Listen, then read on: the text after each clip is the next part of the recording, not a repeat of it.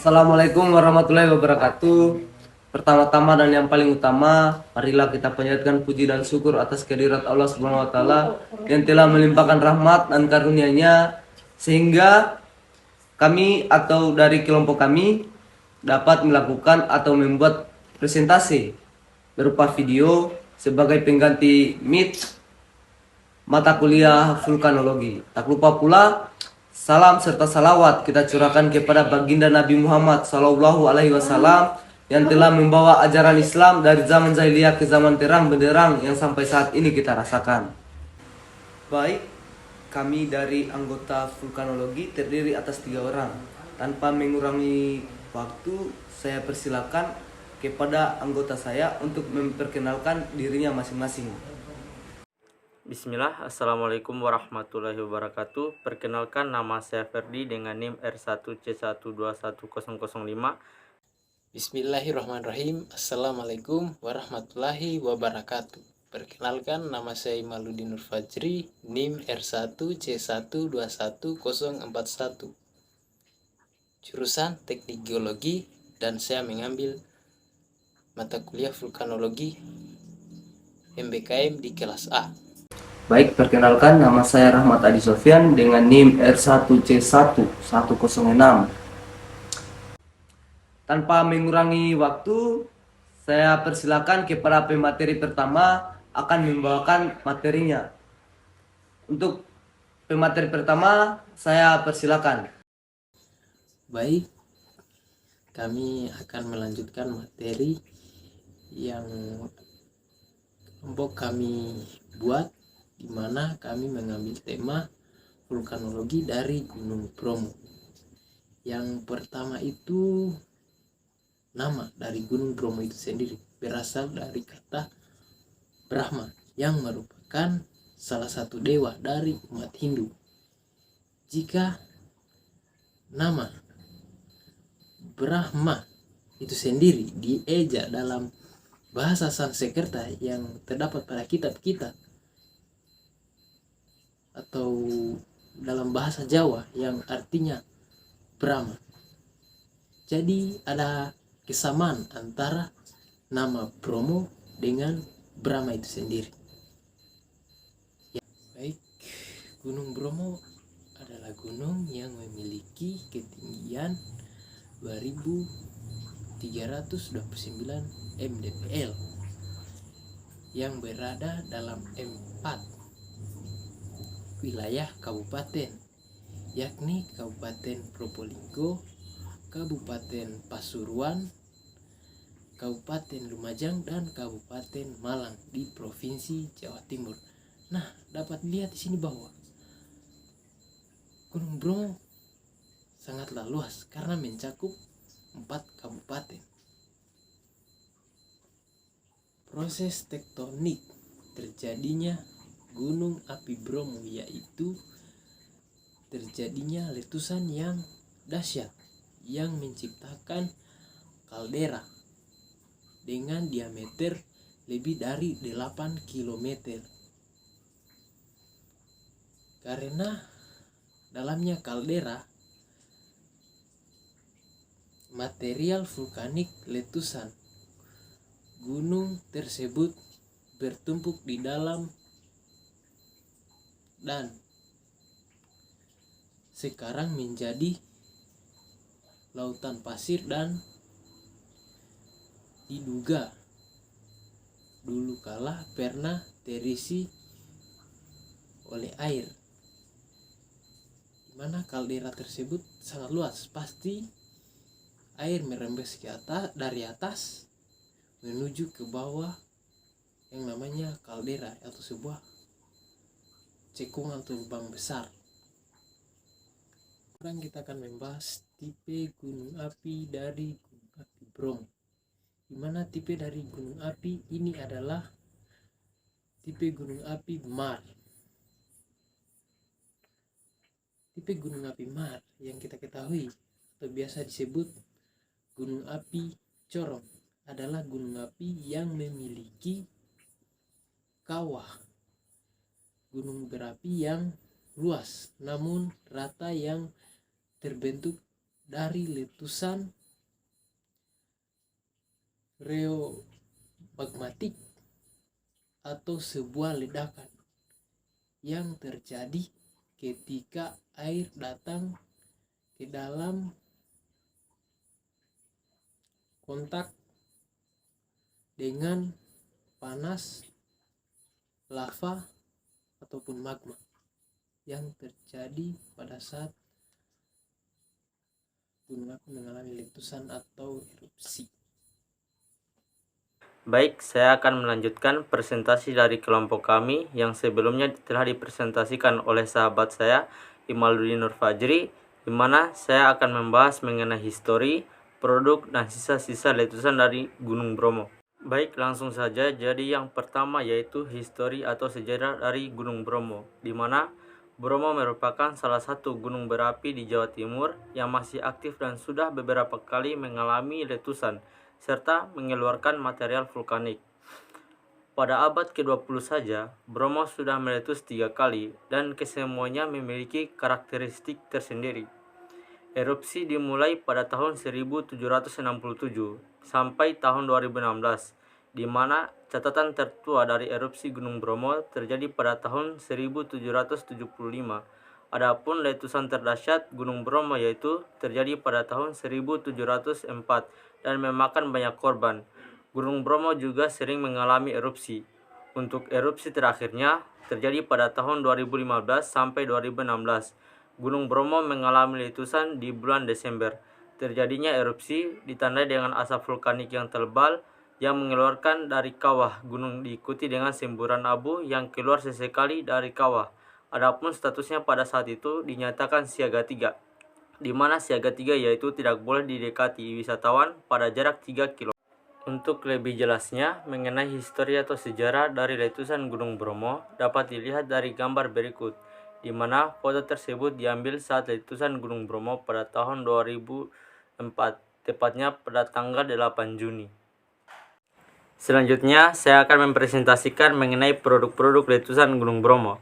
Baik, langsung saja, di mana setiap kali erupsi Gunung Bromo menghasilkan produk-produk berupa semburan abu, pasir, lapilli, dan kadang-kadang melontarkan bongkah lava dan bom vulkanik.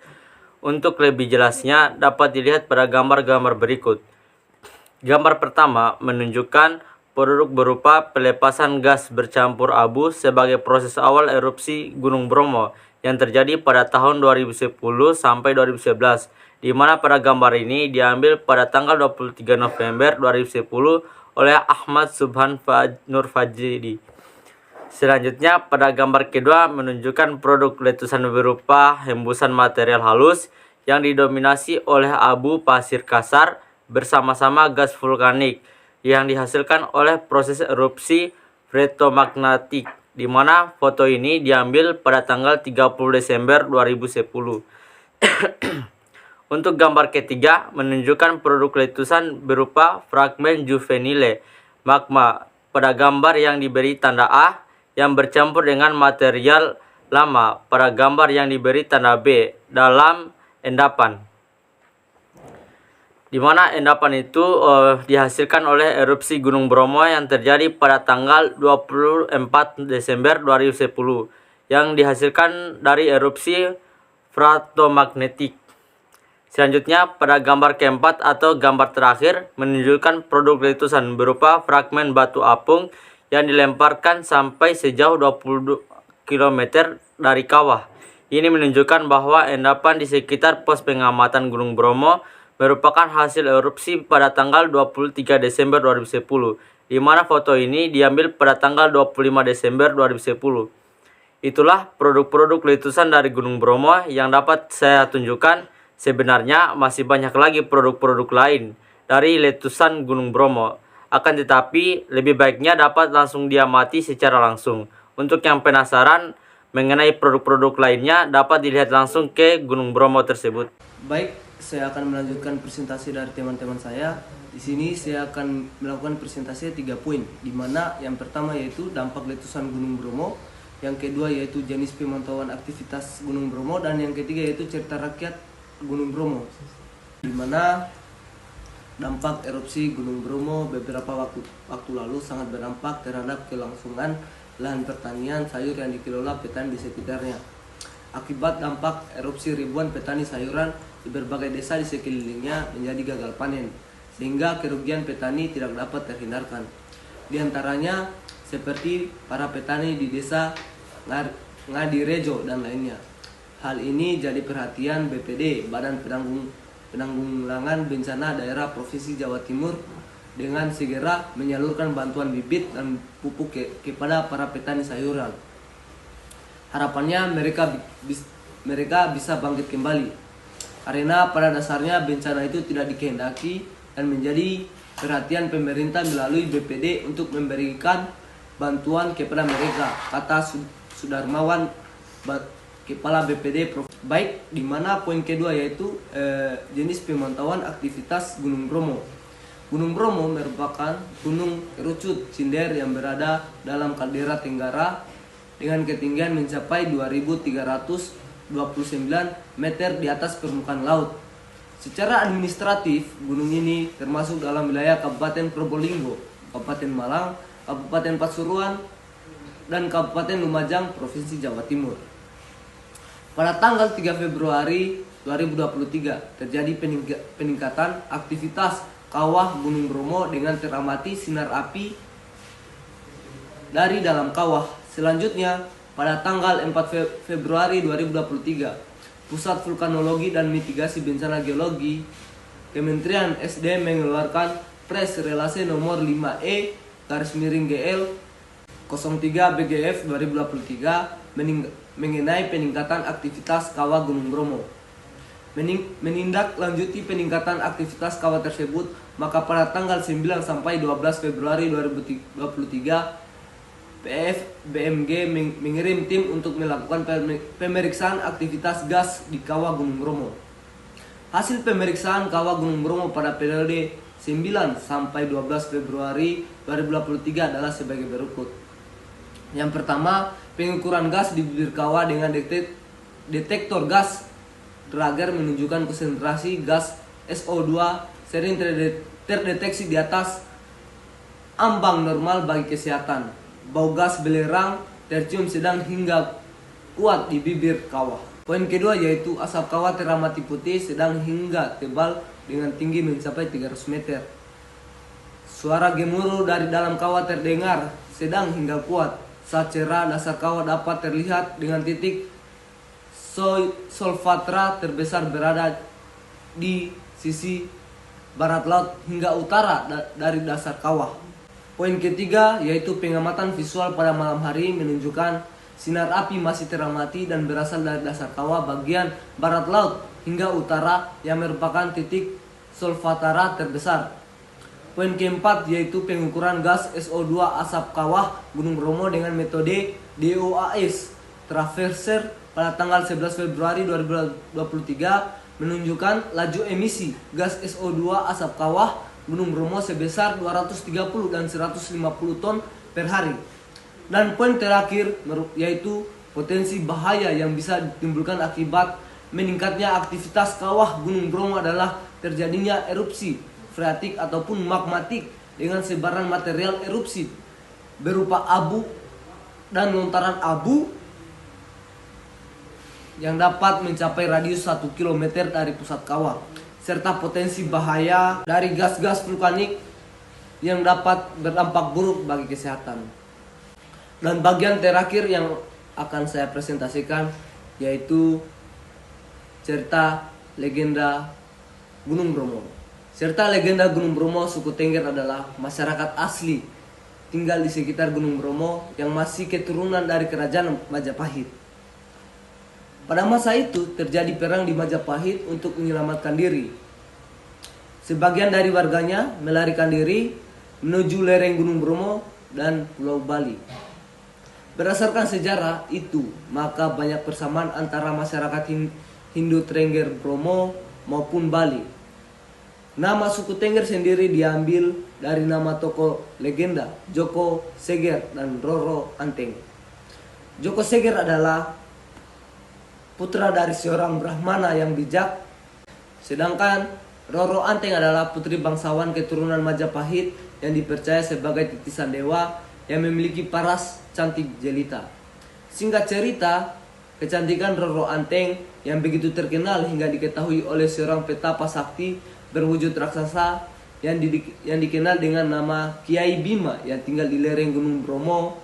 Kemudian petapa itu datang ke rumah Roro Anteng dengan maksud untuk meminangnya dengan ancaman akan menghancurkan seluruh desa jika niatnya ditolak. Keinginan sang petapa itu belum diterima oleh si gadis karena hatinya untuk Joko Seger. Namun di samping itu si gadis merasa khawatir akan ancaman dari sang petapa akan membinasakan seluruh desa jika lamarannya ditolak. Peristiwa munculnya Gunung Batok, sang petapa terus mendesak hingga akhirnya si gadis Roro Anteng membuat syarat kepada petapa sakti untuk membuatkan danau di atas Gunung Bromo dan harus selesai dalam waktu semalam sebelum ayam jantan berkokok.